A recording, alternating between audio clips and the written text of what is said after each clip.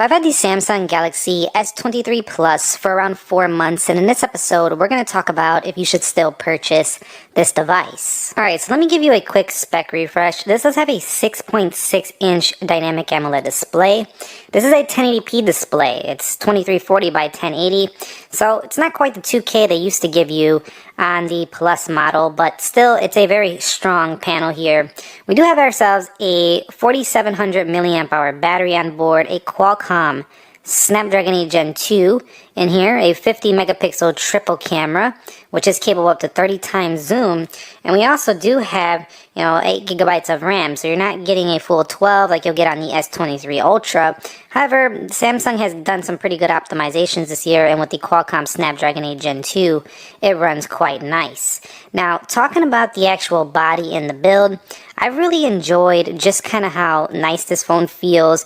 Aluminum edges, but they kind of almost mimic and feel similar to like a stainless steel you would find on something like a 14 Pro Max.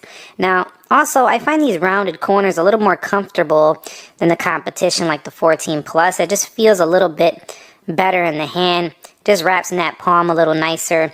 And overall, I just gotta say that the phone just feels pretty comfy for its size in the hand. Now, the display has a pretty nice, aspect ratio of 19:9, so it feels really, wide enough. It doesn't feel like a skinny display like we used to see back in the days. And also, if you go over here to the Play Store, let's just turn off the dark mode really quickly, you'll see that this phone has minimal bezels. So, not very thick bezels, which is one of the best things I would say I like about the S23 line in general, especially the regular S23 line. And this one's no different. It's a very flat display. I've really enjoyed that as well. Just how flat it is. It's super easy to put a screen protector on this phone, and it just feels very traditional, and you don't get any of the cons that you would get with the, the curved display. So if that's your thing, I think you'll really like the Galaxy S23 Plus. So one of the things I really liked about this phone as well is just the lightweight of it. It's 196 grams, so a lot of people, including me, talked about the 14 Plus, the competitor, was really, light. Well, this phone is pretty much the same thing. It's very light as well. Gorilla Glass Victus front and rear. This is Victus 2. And that's pretty good stuff. Nano SIM is available on here, so you don't have to worry about only having eSIM support. You're pretty much SIM card on here. Also, you'll have speaker down here, and then you'll have a speaker up here, so pretty good audio comes out this phone as well. I have to say, it just feels pretty durable. It has a IP68 dust and water resistance rating, something you're not going to find on some of the latest foldables, so just a standard slab. It's just really comfortable and really good optimizations of the software and performance that really made the S23 and S23 Plus incredibly enjoyable to use, because this is the first year I can ever say that this is like a lag-free Samsung phone. I really have not seen any lag whatsoever. It's been Samsung's year when it comes to performance, so that makes me a little more excited about the Galaxy Z Fold 5, which is rumored to have a similar design as the Z Fold 4, not really pushing the envelope, but at the same time, this device right here being this fast in performance, it's going to be nice to have a foldable that really matches up to something like this in performance. So S23 Plus, man, if you're looking for one of the best performing phones out there, this is right at the top of the hill. You're really going to enjoy this. This does have always on display. Now, I haven't bothered to customize it, although you can do a lot of customizations to that always on display, making it your own. And I was over here trying to tap the fingerprint like this is a Sony phone or something. But definitely, in-display fingerprint sensor over here is pretty good as well. That is an ultrasonic. It's not an optical. And so what that means is you have a little bit better security. Also, this is a little bit more accurate, I would say, when the screen is off. It's pretty easy to unlock, so that's pretty good as well. I do think the 20:9 aspect ratio that used to be on the older phones being a little more narrow made them a little more comfortable for people with smaller hands, but at the same time, the width of this phone makes this more enjoyable for consuming media and content because you have more content to be displayed across that width. So this is more of a proper big phone, in my opinion. Alright, so 4 months later, let's talk about the software. Now, the software on this phone, again, One UI 5.1. We do have Android 13. Samsung is really just the king of features, the king of never getting bored on your phone, I would say. There is some other devices out there, specifically I'm talking about Xiaomi devices, are pretty close to this in terms of not getting bored. but Samsung is getting more polished with their ecosystem, along with having, all their tried and true Galaxy features.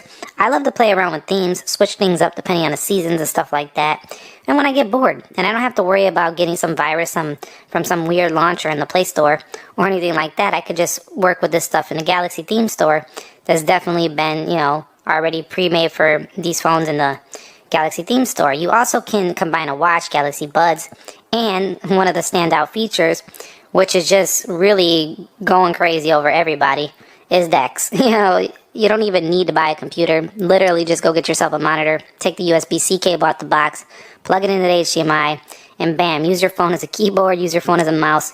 You got yourself a computer. Samsung makes that really easy. And you can even connect wirelessly if you have a Samsung-based monitor or a monitor that can do wireless connections to smartphones. So it's really pretty great here. Pretty great stuff in the software. But one of the best things is that we have the Edge panel is the multitasking abilities. You actually can have multiple applications open at once, really taking it up to a next level now. I personally don't believe humans are really good at having multiple things going on at once. I think it overwhelms the brain and stuff like that. But at the same time, in the pinch, when you actually need to do this stuff, it's not very often. But when you do, it's a nice to have feature. Like, for example, if you're trying to go check, some calculation, you got to open your bank app or something like that, or you're trying to schedule an appointment on your calendar and you want to check the browser at the same time, it's kind of nice to have this stuff in the feature set of your phone. It really is quite good. So that's pretty great about this software as well. Software consistency has also been pretty good on this phone. Samsung's been pushing the software updates at least once per month. Sometimes they get a little bit delayed, like maybe a whole month delayed sometimes, but it's not very frequently. They've been doing a good job so far. Again, this phone is like a 5-year software phone, 4 to 5 year, depending on, but not all major. It's going to be some security in those last years. But I just really feel like you'll have enough software security and software support, and you'll probably switch your phone before it runs out of support. So pretty good. It's still not as fast and efficient as iOS, which even puts out rapid security responses now and stuff like that. But, it's better than Samsung of past. Let's just put it that way. And so talking about the camera system on here, I got to tell you, man, the camera system has been amazing. Especially having, up to 10 times, 20 times, 30 times. There's not a lot of phones that are, competing with this in the zoom. A lot of them, at this price that are giving you similar specs are kind of cheaping you out on the zoom, especially here in the US. I know there are Chinese-based phones that are really doing even more zoom than this, but I'm talking about the US competition, the iPhone 14 Plus specifically. Usually people are going to buy between this or a 14 Plus. Maybe they'll consider a Motorola Edge Plus, something like that. But I don't think a lot of people are aware of that phone, so it's kind of this or the 14 Plus or even a Pixel 7 Pro. And the Pixel 7 Pro can, I think, zoom about the same as this with AI, so that's pretty good as well. But they don't give you the Qualcomm Snapdragon 8 Gen 2 in there. And so all these features, Expert RAW, Pro Video, Night, Food, Panoramic, you bring it on. We have it, you want it, we got it. So basically anything you want in terms of the cameras, it's there. Now, if you take a look at the selfie camera, that's also pretty good. Aspect ratio is right there within camera. In addition to that, if we go over here to settings, you're going to find yourself plenty of things to mess around with. Oop, getting out of focus there. I am using the Lumix camera today with their depth autofocus. Sometimes it messes up. But anyway, this camera is pretty darn good. And you can actually pinch out as well or come a little bit wider like that. So really do like that. And then you do have the timers up here. So overall, I mean, it's a really great package of an everyday consumer camera. I don't think most people are going to be disappointed whatsoever. And I think it's a really clean design, the actual body. They don't stick too far off the body. They're clean. They just look good. It's just a simple, straight down camera design with pretty good results. Overall, yes, 4 months later, this is a definite recommend in the camera department. So talking about battery life, we definitely get really solid battery life here all day easily. And this is one of the pros of having the 1080p display, is that we're going to get longer battery life than if we threw in a 2K that sucks more battery and doesn't really benefit you too much. So I think this is a good move by Samsung bringing you here. But I just got to say, for me, it's pretty much an all-day battery phone. Not much more, not much less. I'm charging it up every night. If I don't use it a lot and I throw out and I do some settings to make it last, it can go 2 days. But a heavy user, which I think a lot of people who are going for this boy might be a little bit heavier side of using the phone, because they wouldn't pay $1,000 for this phone if they weren't. You're going to get through a full day quite easily. Reverse wireless charging is on board as well, along with pretty fast charging. Nothing like a OnePlus in speed of charging or some of those Chinese phones that can go even faster. But it's still going to be pretty solid fast charging on here. Now I will say that, you know, having USB-C type 3.2, in addition to that, having Bluetooth 5.3 and Wi-Fi 6E, you are pretty much set for several years to come when it comes to the technology of connectivity. So that's also pretty darn good. At the end of the day, I want to wrap this up here. You can get this color Phantom Black. It's one of my favorite. I think it's one of the cleanest, classiest looking Samsung colors they've ever made. Cream, green, lavender, graphite, lime. It's all there for you.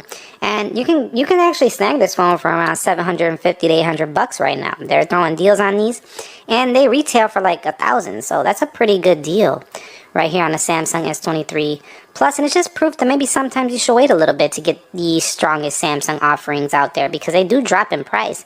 Unlike Apple smartphones that stay the same price all year, even if the competition starts to blow them away, they keep their price the same. So Samsung, you could definitely get some deals. And if you wait till certain holidays, they throw promotions on those as well as trade-ins. So yeah, for me, this is a definite recommend. I think the entire S23 lineup was a definite recommend this year, and this one is no different. I just think it doesn't have the same popularity as the base S23, because that one is cheaper and it's just kind of the base phone everybody's going to go for, when it becomes a little bit harder to justify this at the $1,000 price point, because S23 Ultra is definitely better and not that much more. But now that you're seeing discounts on this is a better buy now than it was when it came out 4 months ago. So let me know if you're going to pick up the S23 Plus, if you're just not seriously considering any Samsung till the S24 models. If your Samsung is fine, just let me know your thoughts down below, and I'll catch you on the next episode. Thank you very much for watching. Nick here. Be sure to be well, and peace.